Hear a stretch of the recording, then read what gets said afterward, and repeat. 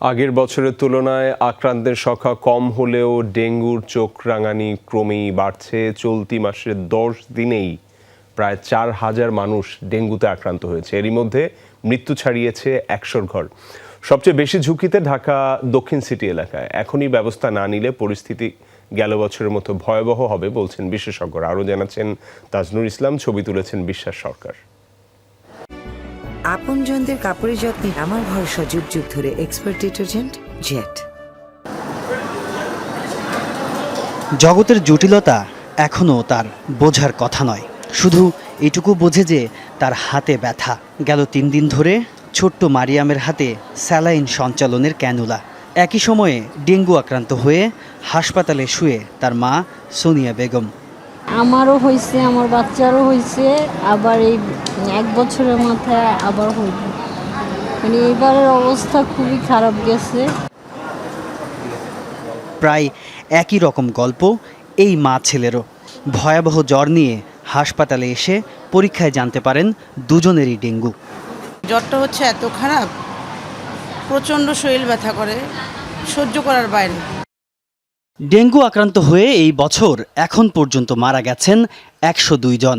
হাসপাতালে চিকিৎসা নিতে ভর্তি হয়েছেন 16,819 জন।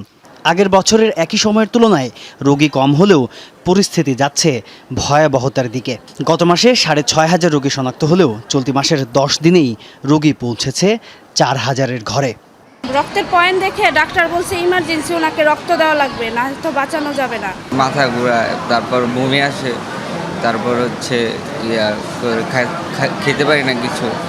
3 দিন জ্বর ব্যথা তো খালি শুধু মুড়াইছে।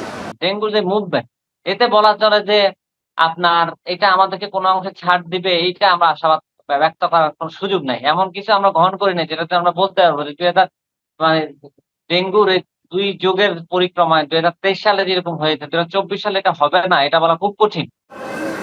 আক্রান্ত রোগীদের বেশিরভাগই ঢাকা দক্ষিণ সিটি কর্পোরেশন এলাকার। জানুয়ারির প্রথম দিন থেকে এ পর্যন্ত শনাক্ত রোগীর প্রায় 25% ঢাকা দক্ষিণের। মোট মৃত্যুর অর্ধেকের বেশি এই এলাকায়। অস্বাভাবিক চাপ বেড়েছে ঢাকা দক্ষিণের হাসপাতালগুলোয়। যেহেতু ময়লা সঠিকভাবে পরিষ্কার হচ্ছে না হয়তো বা সেই কারণে, এবং ঘনবস্তিপূর্ণ এলাকা হওয়ার কারণে এখানে ডেঙ্গি রোগীর পরিমাণ অনেক বেড়ে গেছে।